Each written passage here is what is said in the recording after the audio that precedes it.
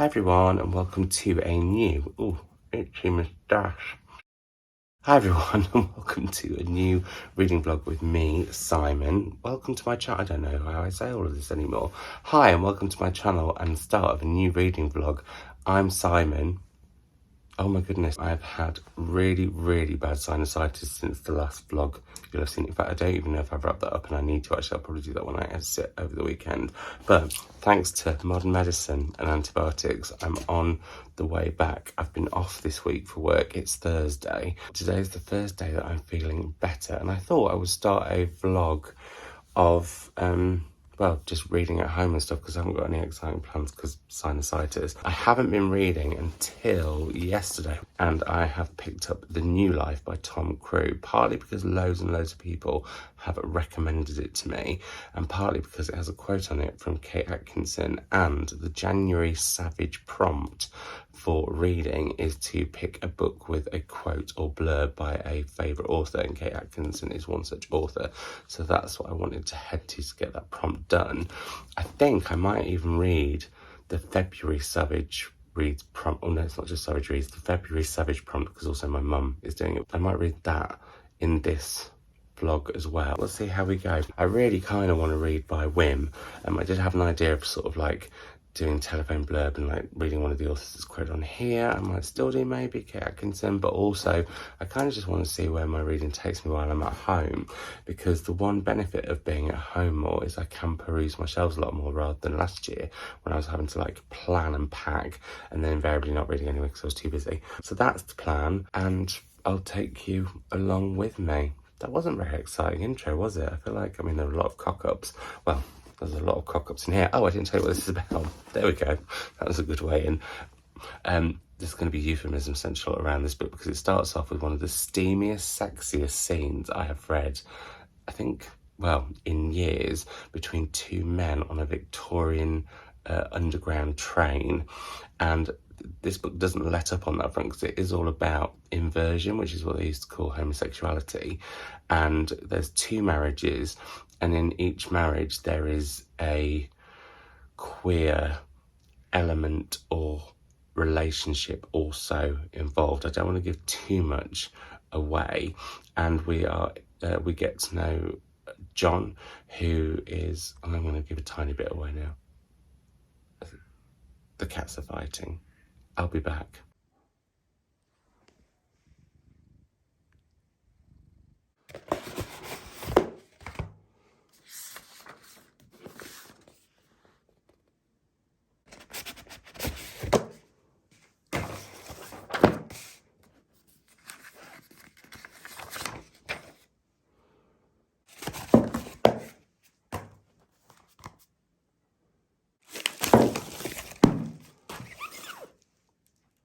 Oh, there's a new bombshell in the villa. Oscar. I'm gutted. It is now an omelette, some book post, an episode of Love Island, and a costume change later. And I thought I would have a chat with you about The New Life, which won't have spoilers in it. And actually what I was going to say earlier wasn't really a spoiler, because I think you know from the beginning of this book that it's about two different marriages, one between John and his wife Catherine. John is having an affair with a man called, or starts an affair with a man called Frank, and then the other marriage is between Henry and Edith, and Edith is it's a very unconventional marriage actually, and Edith is seemingly having a relationship with a woman called Angelica, and the two men are both deep thinkers and kind of writers at the forefront of thoughts around sexuality and what was called inversion at the time, which was another term for homosexuality. I might have said that earlier. And obviously they've both got very different thoughts or experiences on the spectrum of everything, but they start to write a letter because they want to write a book in the time that was the lead up to Oscar Wilde's arrest. Lots of people recommended this to me and I can completely get why. One, it's a historical novel. Two, it's a queer novel. But interestingly, I don't read that many queer novels often. I've been thinking about this and why that is. And it generally tends to be contemporary queer stories that I don't head to, because as a queer man myself, I'm not saying I've lived every experience of contemporary queer times, but I'm not maybe as interested as I am, for example, in queer history or what it's been like for queer people in the past, particularly pre the 80s actually, because the 1980s with the AIDS epidemic and everything is something that's quite at the forefront of LGBTQIA plus stories still like now, and the ripples of that. So it's reminded me that I would also like to read more about queer experiences outside of the UK, or even actually the UK and the USA and more elsewhere in the world where it's a real struggle. And although reading about struggle, well, is sadly depressingly something that you do a lot with queer fiction, I think it just helps give you perspective on, well, gives me perspective on my situation and how lucky I am in so many ways, although there's still lots to be done, but also reminds us that all is not as good as we think it is with LGBTQIA plus rights. Anyway, that was a little bit of a tangent. Let's go to actually one of the quibbles that I have with this book slightly, and it is only a slight one, but both John, I feel very overfamiliar calling him John. I feel like I should call him Jonathan, but Frank calls him John, so I'm going to call him John.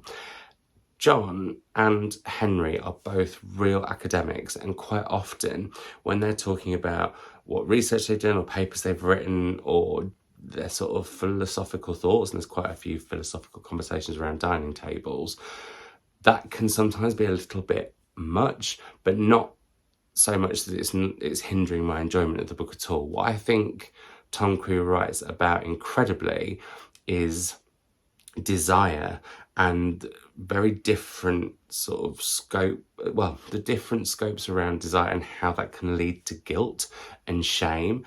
And with John, it's his, well, desire for other men that obviously was not okay at the time, and how he goes about that. There's one scene where he is watching men bathe at the river, and the desire and the yearning is so like, oh, it reminded me of when I was younger and I was kind of coming to terms with my sexuality and trying to work out, well, partly what it was, but also how, you know, that desire to see the male form and see if that was for me, and how a glimpse of it could be so exciting. Anyway, that really came to the fore in this, and also chimed with me on a certain level. But with Henry, there's two different instances actually of his desire and where it goes wrong, and it's very graphic, it's very frank, as it were, especially some of the scenes with John and Frank. They're very frankly frank. I think it's done brilliantly. And also, why shouldn't these books be really frank? Why shouldn't gay men be having sex and you hear about, well, or anyone be having sex and you hear about the whole desire with it and the mess and all of that? Trysts in the relationships in both relationships are causing slight issues, so you know that there's going to be problems ahead. What I think I'm going to do is go and have some lunch. I really want some leek soup. I have to say, around, weirdly, about 11:30, 12 o'clock, my earache goes from like bad to horrendous. My sore throat really kicks off. And then, I should have said that this isn't for the faint of heart, but what I'm about to say might not be for the faint of heart of you. I can literally only taste and smell infection between my sinus and my throat. My sinus isn't there. It's there, but it feels like it's there at the moment. And it's just horrific. So I'm going to have some leek soup, even though I can't really taste it. And then I might take Tom Crewe in his new life off to the bath with me, lucky him, and carry on reading. I'd quite like to watch a film tonight. Anyway, I've waffled on for ages. I've recorded a catch-up-y chat bit earlier that was 6 minutes and deleted it because I thought it was too long, and I've just done 6 minutes 30, so I hope you're up for the chattiness, but we'll have another chat when I've read more of this. I have already started to think about what I want to read next, but I need to stop that. I need to enjoy the book I'm reading, and then once I'm done, have a think about what I might want to read next, and obviously I'll talk to you about that as well when it happens. I'm getting way ahead of myself. I'm ready. All I need to do is be getting some soup on the go, so I'll speak to you in a bit. Coming up next, I want to get you into drinking. If this Danielle situation doesn't change, I'm gonna start drinking. Danielle is just like a time bomb. Tick tock, psycho bitch.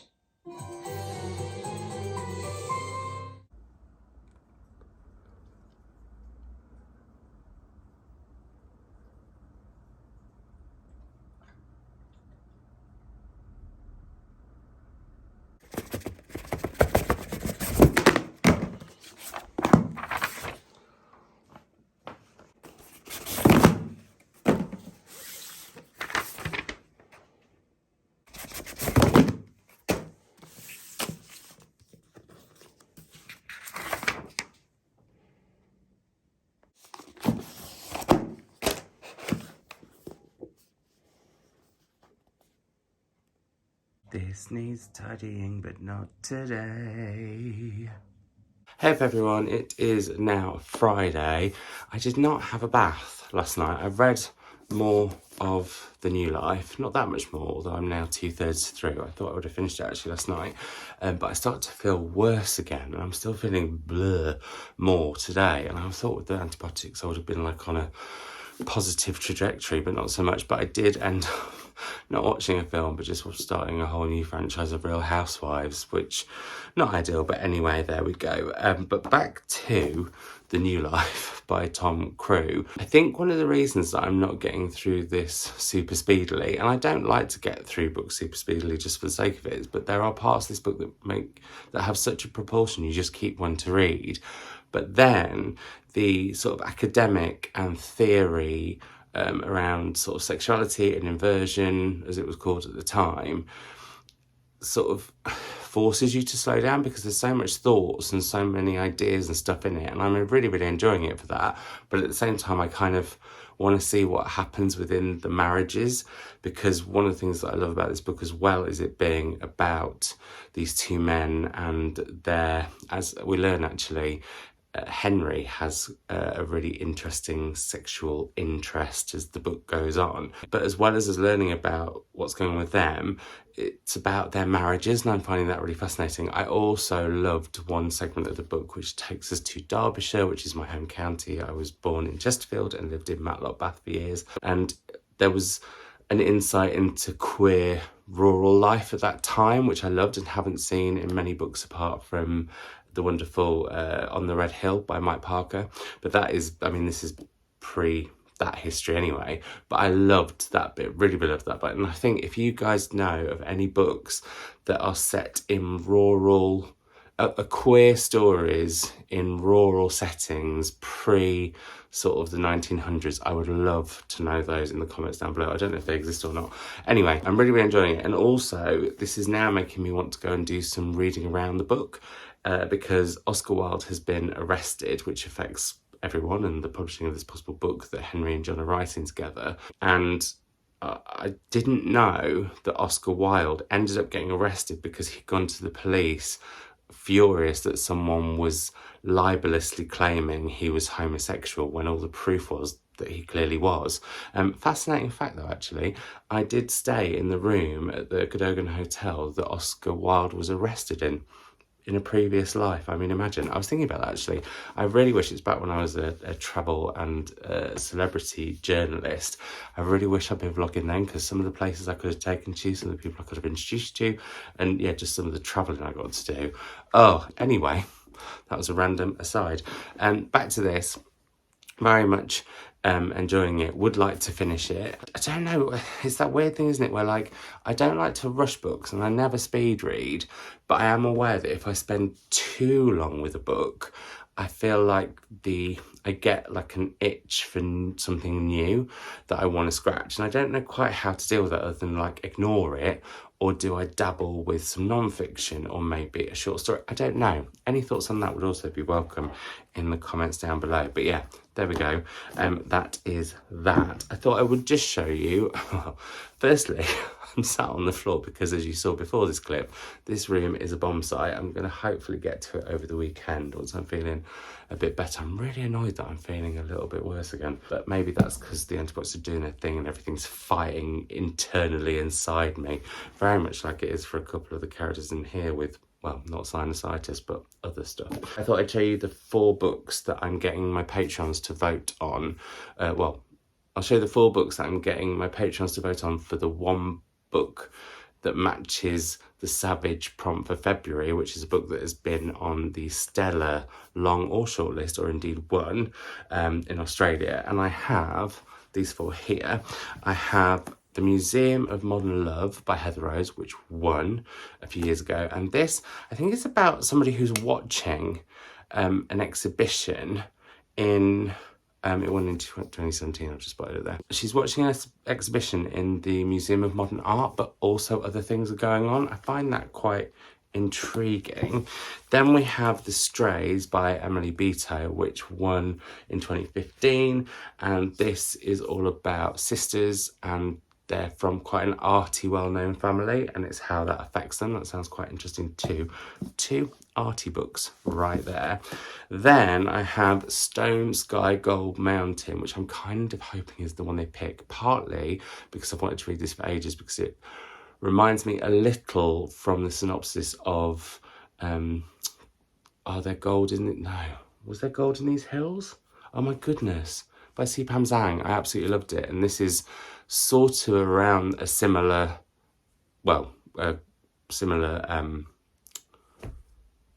hi, I'm Simon and I've lost all my words and maybe I shouldn't have been vlogging while I was ill. Similar premise. There we go.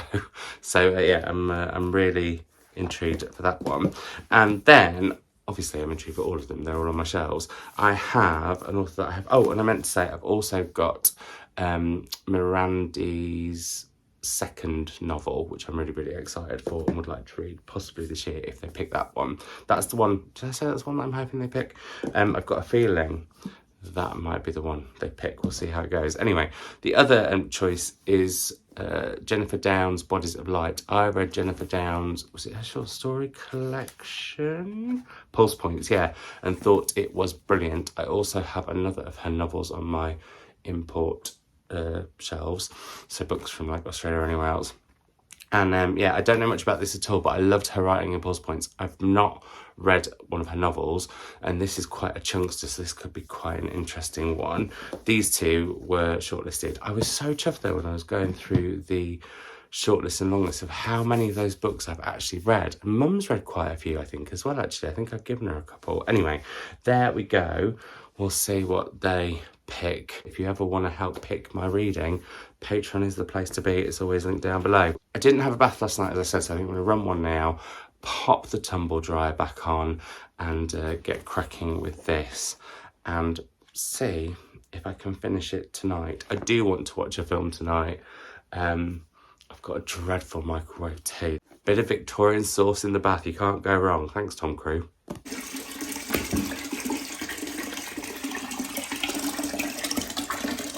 As soon as I'm better, I'm getting these fluffy bits cut really high. It really, really bothers me. Anyway, vanity aside, I have finished The New Life, and overall I have really, really enjoyed it. The academic stuff comes to the fore again at the end, but it's just part of the book. They're writing a book on sexuality and inversion, and I've mentioned that a lot, so you know. But yeah, it comes to the fore. And then I will say John does a few things where I was like, don't know how I feel about that. It changed my opinions on him a little bit. Frank is just an absolute joy the whole way through. And it's very interesting what Tom Crewe decides to do actually with both marriages in the end, and a court case that happens, and I shall say no more than that. The sauciness completely left in part 4, by the way. And I can't work out whether there should have been a bit more of that, because it felt like with a book about that and with everything that happened, there needed to maybe be a bit more of that. Not just because I'm some sort of absolute, reader of delight for shenanigans. That's the worst sentence I think I've ever said. But not because, not in a kind of voyeuristic way, but I just feel like as the book's so much about sex and how that makes us who we are, that seemed to vanish in that final part. Anyway, really, really, really great debut. I'll definitely read anything Tom Crewe writes. If you want to pick it up, do. Historical queer fiction in the foggy scenes in London, as well as the rural scenes that I mentioned that I loved. And like I said, I really, really want to find that rural queer historical novel. The foggy scenes were brilliant and London really came to life. And yeah, I'll definitely read whatever he writes next. So there we are. I think I might actually watch an interview with him with Jaylen from The Bar and the Bookcase, and then I was going to watch a film, but it's later than I thought it would be. My food's on the go, my dreadful, miserable microwave meal for one, and I might watch the latest Real Housewives of Potomac, so that could be my evening. Then I shall pick another book, and I think I know what I want to read next, because I found it when I was making my 23 in 2023 video, 23 authors I'd like to read in 2023, and have not stopped thinking about it since. That's probably going to be what I head to next. A backlist book. Oh, there's the ping and the ding of the microwave. I wanted to ask you about the plot, and using the trial as the sort of core plot driver in this book, and the idea of Oscar Wilde as well, and him being arrested, and I guess the question of the law and the trial and how that played for you in terms of driving home these sort of morally grey questions by the end. Also, the book, in a way, as I said, was an experiment in trying to get rid of Oscar Wilde, trying to push him out of centre stage and see what's left behind and see what the period looks like if we change our perspective.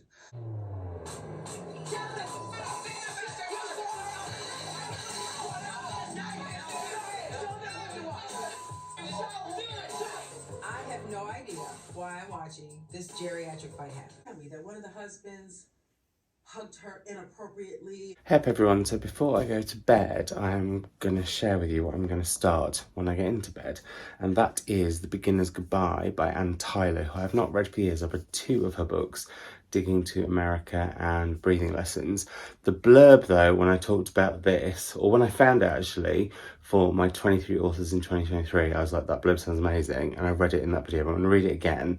The accident that killed Dorothy, involving an oak tree, a sun porch, and some elusive biscuits, leaves Aaron bereft and the house a wreck. As those around him fuss and flap and bring him casserole after casserole, Aaron ploughs on. But then Dorothy starts to materialise in the oddest places. At first she only comes for a short while, leaving Aaron longing for more. Gradually she stays for longer, and as they talk they also bicker, and the cracks that were present in their perfectly ordinary marriage start to reappear. I just think this sounds brilliant. It's pretty short. I'm hoping to whiz through it. I feel like I need it because the last one wasn't like long and didn't like drag or anything, but it definitely slowed me down. I've been in a really good kind of reading, well actually no, sinusitis slowed me down, but I've been in a really good reading sort of that for a while and want to get back into it, so I think this is what is going to do the trick. So yeah, going to read this for half an hour or so and I'll report back in the morning. That is not the point. I should have thought that was exactly the point. And you've muddled your priorities. I suppose Cousin Isabel is entitled to put up an argument. Of course she is. She's just not entitled to win it.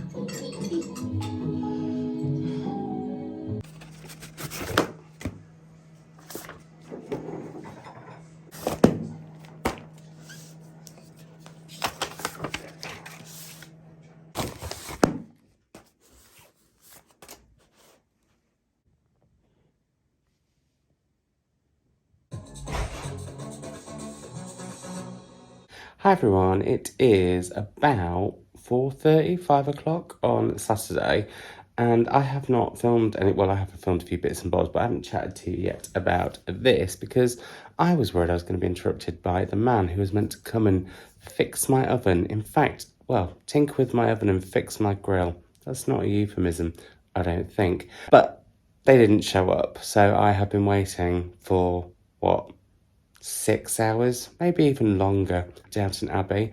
Honestly, I have become so obsessed with that show, and also I just think that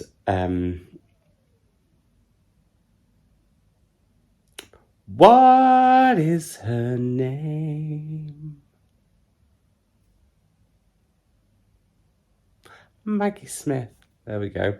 I just think that Maggie Smith is brilliant in it, and yeah, I filmed a scene that just made me laugh, so hopefully you enjoyed that. Anyway, moving on to this book, which I'm about almost halfway through, The Beginner's Goodbye. It's about Aaron, who, as I told you from the blurb, is widowed, and Dorothy dies, possibly reaching for an elusive biscuit. I haven't really spotted that in the book.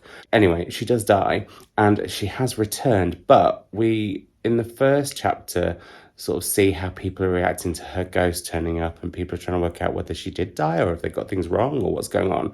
That was very interesting and quite entertaining. And then we go back to her, well, what actually happened and how she died, and then how Aaron copes afterwards, which is actually very, very moving. What I have discovered, and spookily, another book about publishing, is, after the last one, is that Aaron works for a family business, it's a publisher's, and they publish beginner's guides to books, and they're sort of, I mean, they admit in these pages that they are a more, well, less flippant and more astute, possibly, version of the Dummy's Guide to.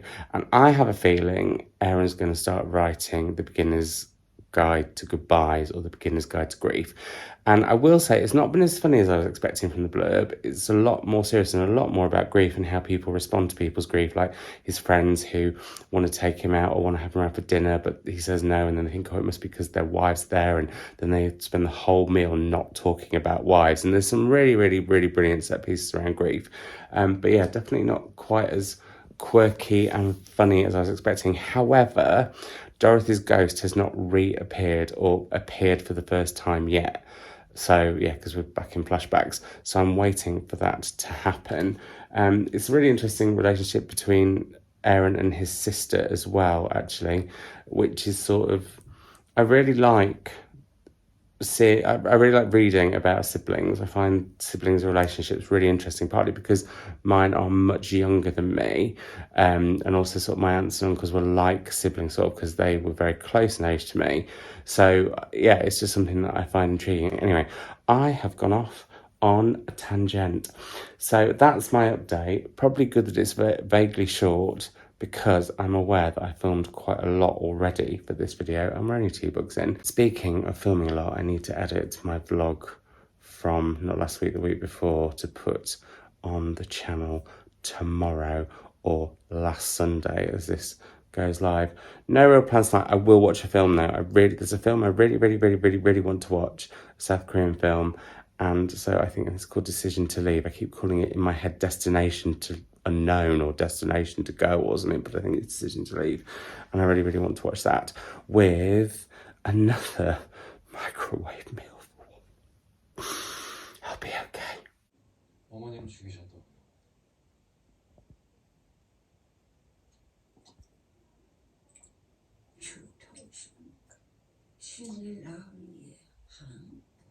Hi everyone, it is now Sunday afternoon and I am about to sort out all of these books and sort the library out. I know it looks like an absolute tip, but I feel like I'm ready for it.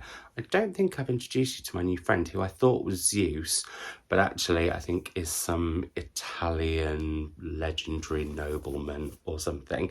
Anyway, before I crack on with this, I wanted to let you know that I'd finished The Beginner's Goodbye by Anne Tyler, and overall I really enjoyed this. I don't think it quite lived up to the premise, but I think it gave something unexpected and different that actually I really enjoyed reading.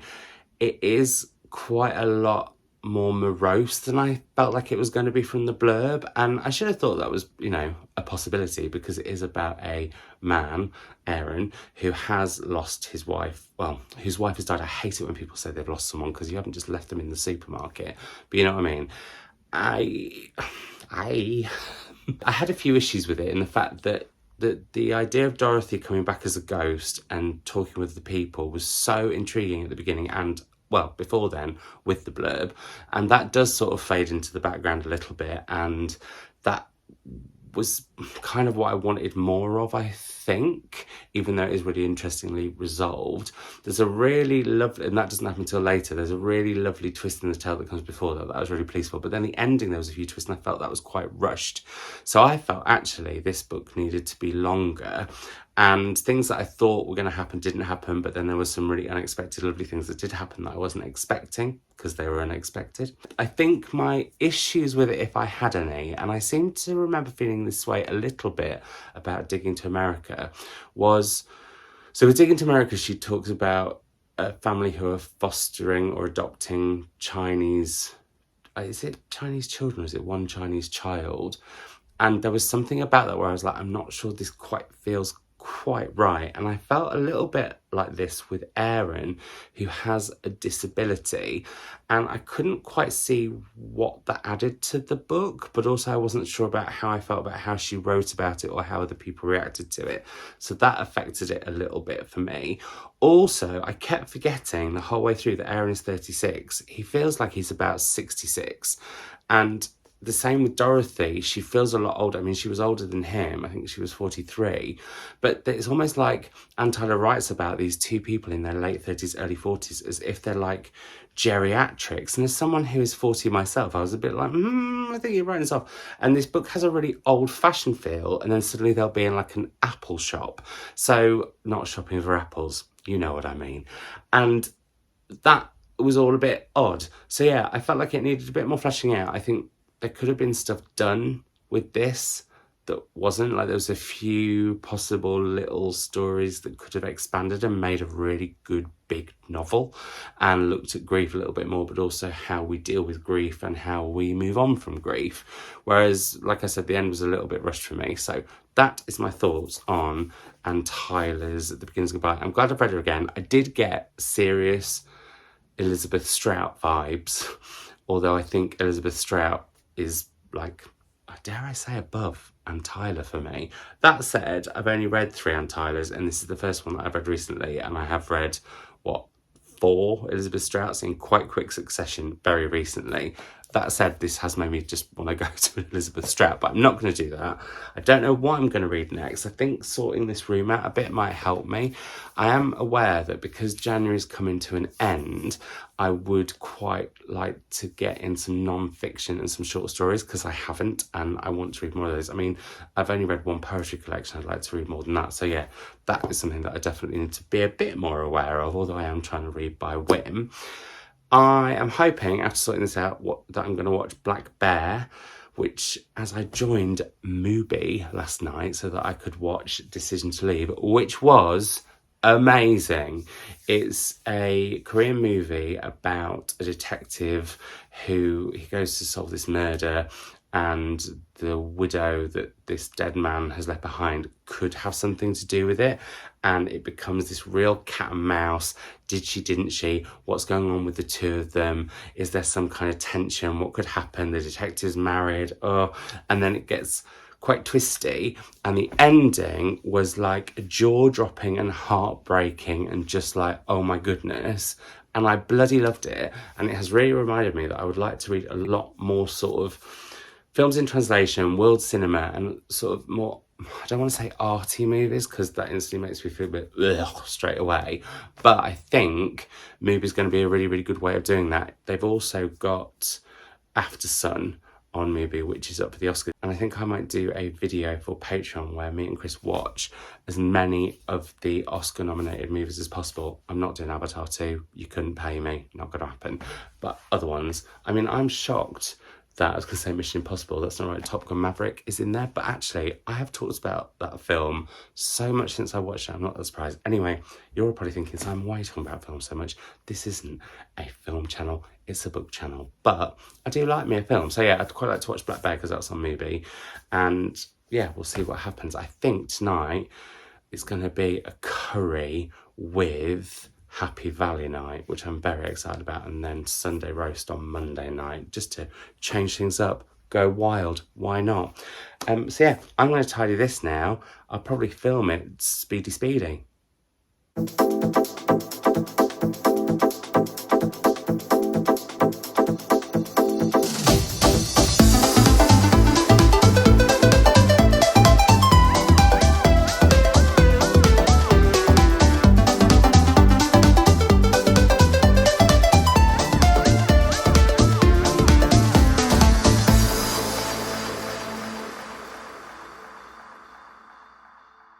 So, books are sorted, and I thought I would sort of explain what was going on. I'm doing this on my old work phone, so it's much closer, which is odd. Now, down here, we have 3 stacks of books that have come off my shelves, so they need to go back on my shelves. And then, behind me here, these are books from publishers, and then here you have books that I bought myself that I sorted, and then secret pile there in a bag of submissions for the Christopher Bland Prize, which I need to put on my book trolleys, which I have one there and I've got another one behind the armchair. So I think what I might do is film a video for Patreon for my Savage Beta readers, where I talk about what was on that trolley and why it was there, and books that I finished, books that I haven't, a little bit of a sort of what's the term we use? Not a haul, not a wrap up. Well, I suppose it is a bit of a wrap up, but also just a sort out, and then put other books on them. But I won't show what the prize books are anyway, but I will show those secret trolleys and what I'm planning on doing with them. Ooh! And that might help me pick what I'm going to read next, because there's something I started on one of those book trolleys that I would really, really like to finish. So, I'll leave you with that teaser until I probably see you in a few seconds and tell you what the teasing book was. I'm not sure I'm not preferring the camera on this old phone, you know.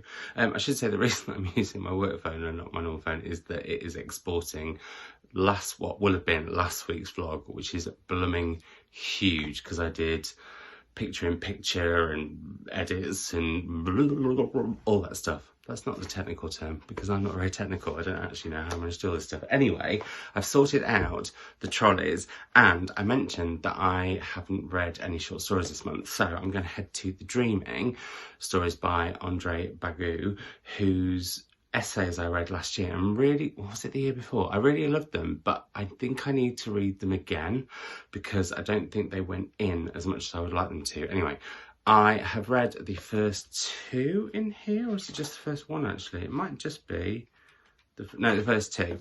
And I know that one of them I really, really loved. They're all set in the Caribbean and they're about queer characters. And one of them was about a poet who gets this younger lover who tries to write a poem and can't write for toffee, and he keeps it secret, and it looks like it's all going to go horribly wrong, and it doesn't, and it was really, really cute. I can't remember what the next one was, so maybe I need to reread that one. But yeah, I've been wanting to read more Andre Bagoo since those essays. I also have his recent poetry collection as well. So yeah, so that's one that I'm going to be reading. And then the other one, it was thinking about essays that made me think of this. Now, one of you lovely lot bought me this off my wish list, which is now just permanently linked down below. I used to only do it at Christmas and birthdays, and then I thought, why not just do it all year round? People don't have to. It's a choice, like Patreon. Anyway, one of you lovely lot got me this, although it didn't come with who had got me it. And with my wish list, I only ask for books that I can't get in indie bookshops in the UK. And A History of My Brief Body by Billy Ray Belcourt is one such book. And these are essays, and I've heard they're just amazing, particularly from Benjamin Green, who I adore. So yeah, I'm going to head to dipping in and out of some of these and some of these, and I think that could be a nice way to spend the next day, 2 days till the end of the month reading, and I shall report back on them. But I'm actually starving, so it's going to be quite a while until I get my curry, which I'm so excited about now. I'm also thinking curry and spices would be really good for my sinuses, because they are definitely getting better, but I still don't feel 100%. A bit headachy today as well. That could be jerking me there. Anyway, moving on. This is not a history of my health channel or video. Yeah, I'm going to head to these two and head and have some snacks while I watch Black Bear and upload that vlog. Although actually a Miranda Mills vlog and a Jane Campbell vlog are due to drop at some point, so I will also be wanting to watch those. Oh, it's going to be lots of watching, not quite so much reading, but reading is not a race. You get to it when you can, although I do need to be better at getting into it more often. Do I? I've read a good amount. Oh my lord, I'm having an absolute conversation with myself. Good day to you all. I will see you soon.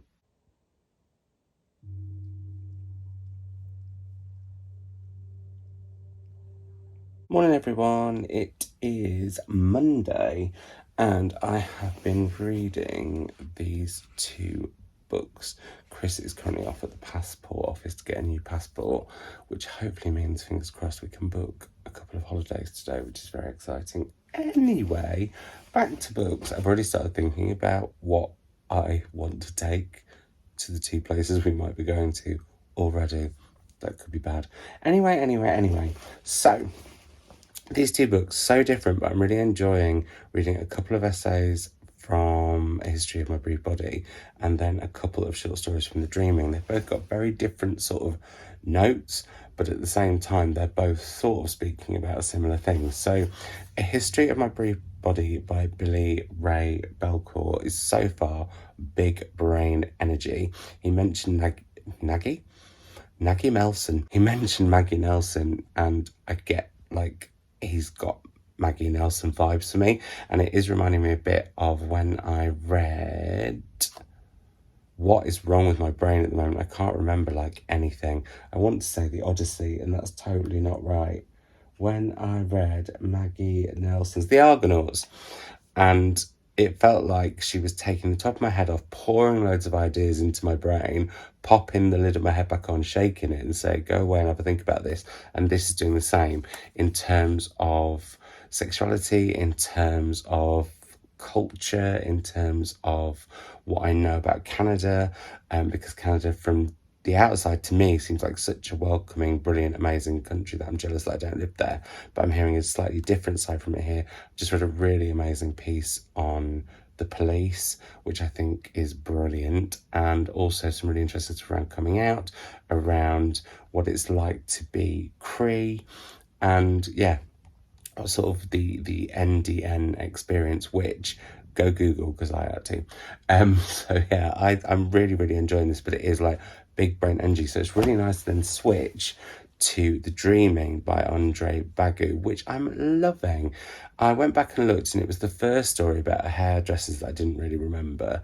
And I went and reread that again, and that's not my favourite. I wouldn't have chosen that as an opening story, actually. I would have chosen Hunger, which is a late story, which I loved, all about a man who he's gone through a breakup, and he goes on Grindr, and he doesn't think this is going to start a great relationship, but the guy turns up and it is great, but then takes a turn. I'll say no more than that.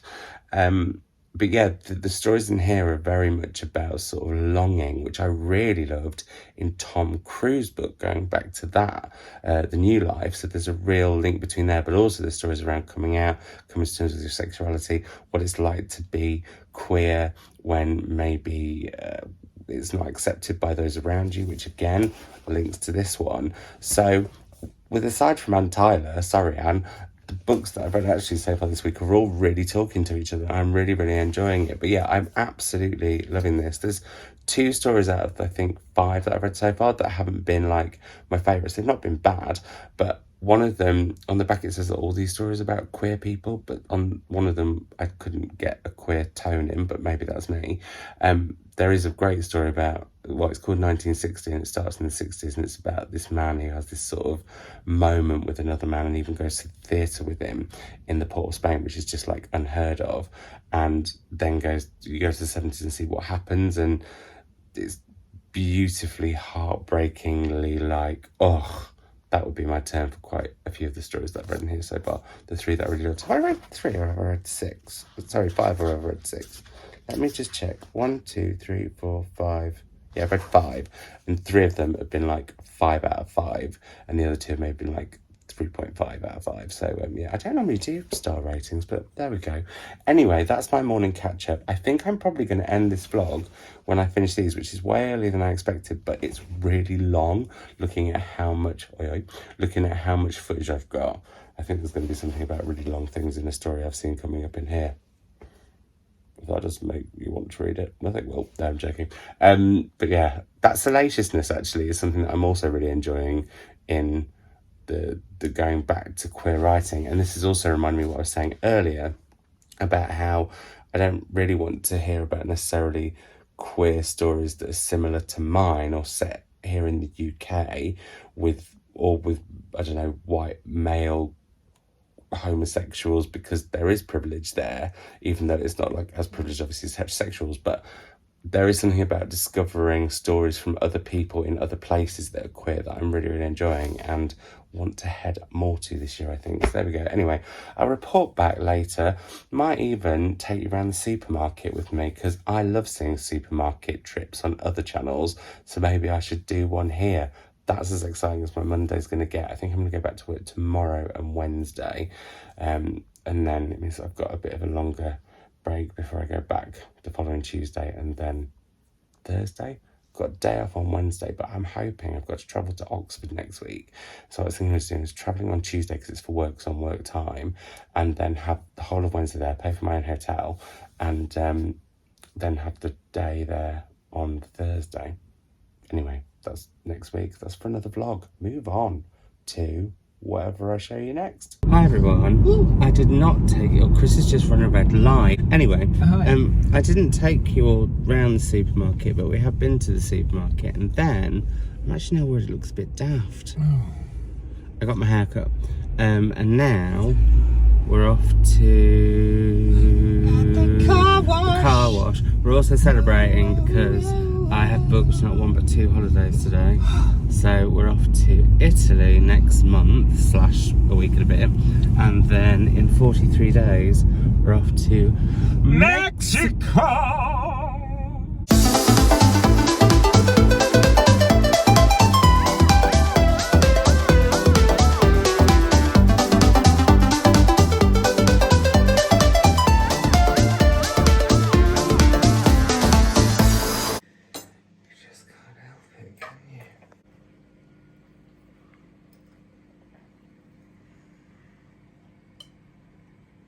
Oh, hi. Hey everyone, it's now Tuesday and I thought I would wrap up this vlog here as I have finished History of My Brief Body by Billy Ray Belcourt. I always want to call it a history of my brief, that is right, I always want to call it a brief history of my body. Anyway, I've also finished The Dreaming by Bagoo. I'll tell you about those in a second though, because I wanted first to mention my new Barbie t-shirt, which you're going to probably see a lot of on this channel because I'm mildly obsessed with it. I actually saw it on Instagram in an advert, and then I saw somebody else wearing it who I follow on Instagram. I was like, sign, I need it. So I got it. I really, really love it. I also may have another children's toy t-shirt on the way. I've got a Care Bear one, I've got a Barbie one. Can you guess what the other one might be? If you're one of my patrons, you're excluded from this because you know. On to books and my final thoughts, not judgments, on these two. First up, A History of My Brief Body by Billy Ray Belcourt. I really, really, really enjoyed this. You can tell there's a bit of a but coming, which we'll get to. Overall though, these essays gave me such an interesting and different insight into Canada and what it's like to be NDN and queer, and it blew my mind in so many different ways. I said before, and I'll say it again, this reminded me of The Argonauts by Maggie Nelson, who's mentioned quite a bit in this book, where she takes the top of your head off, pulls all these ideas in, pops the top back on, shakes it around a bit and says, go away and have a think about that. And I feel like he's doing the same with this. And I just thought it was overall amazing. Like, I loved how the different styles as well. Some of them are told in like scenes, or there's an alphabet in one case, or you'll get sort of bullet points, or yeah, it just felt very different. So yeah, I'm really intrigued to read his debut novel, which we'll come to shortly actually. My only sort of, and this is me, it's not the book. In fact, no, there's a couple of things. I find it very difficult when there's lots of other books quoted that I haven't read. It's really hard to sort of situate this text with that text, having not read it. Now, where I have read Maggie Nelson, Han Kang, who else did he mention who I had read? It was fine, but with people like Sheila Heti and stuff, I was like, well, I haven't read it, so I don't really know that bit. That's not this book's fault that I've not read those other books, but it's just something that I am aware of, actually in quite a few literary essay collections, I guess. The other thing I will say is that I kind of wanted a bit either more, some of the essays are dealing with things sort of on repeat. Now, that's going to be a natural thing because they're issues that Billy Ray has with all sorts of things like police, society, Canada, but sometimes I was thinking, why are not a couple of these one essay? And then there could have been a different thing, because when he talked about the police, for example, that hadn't occurred in the book before, so that felt really fresh and interesting, whereas some of the stuff I felt was a little bit repetitive. But again, I thought it was really, really fantastic, and I do really, really want to read his debut novel. So I've got that one. Then I've got a feeling this book is going to grow and grow and grow on me the more time I have away from it, because I keep, like, I know I've only just finished it, but I still keep thinking about characters from the earlier stories. Then I'll spend a bit more time thinking about...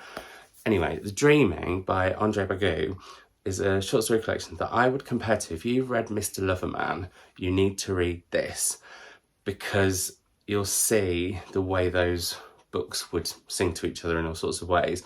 There's a lot in here about longing and the love that dare not speak its name, but also how you have to have these relationships in secret, and what pressures that puts on the relationship, and how things can be miscommunicated or over communicated. And I just thought this was absolutely brilliant.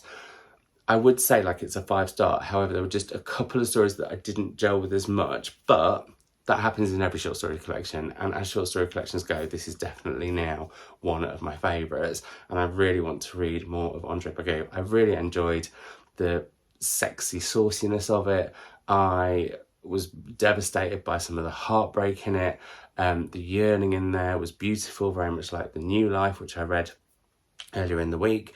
And yeah, I just thought this was fantastic. So yeah, really chuffed that I've read that. And that leads on to what I think I'm going to read next, which I don't normally mention in these videos, but there won't be as many week-long reading vlogs in February. This will go live in February, so in the rest of February, because today is the last day of January. So yeah, so I just thought I'd give you a little tease of what I'm going to head to next. And first up is A Minor Chorus by Billy Ray Belcourt, because I never do this where I really enjoy an author, go to another of their books, and I feel like I should do that more often, because why not? Why do we save all these books for a rainy day? So yeah, I'm really excited for this. I don't know very much about it at all. It's a short, sharp novel from what I've gathered, but everyone I know who's read it has absolutely raved about it. And the other book that I'm going to head to is Narcissus by Andre Bagoo, and this is his latest poetry collection. And again, I just want to read more of his writing, and I was tempted to go back to the essays that I read last year or the year before, but I thought instead, actually, let's go to something new first, and then I can go back later, because I've only just finished an essay collection, so I'm going to go to his poetry. And from what I've skimmed through, I think it's going to be saucy and brilliant as well. So I'm very emotional too. So yeah, so there we go. So that was this reading vlog. I feel like I should ask for an emoji, but I can't think of anything that's specific to this video, really. Leave your most commonly used emoji down below. That would make me laugh. When I've been talking about some of the books I've read in this one, I'm not going to lie, I've been using the eggplant / aubergine one quite a lot when I've been talking about some of the books I've been reading. But yeah, I would love you to leave your most commonly used emoji in the comments below, and I'll reply with my actual most commonly used one. I hope you've enjoyed this. Let me know what you'd like to see in vlogs going forward as well, and I will speak to you in another video very soon. Bye.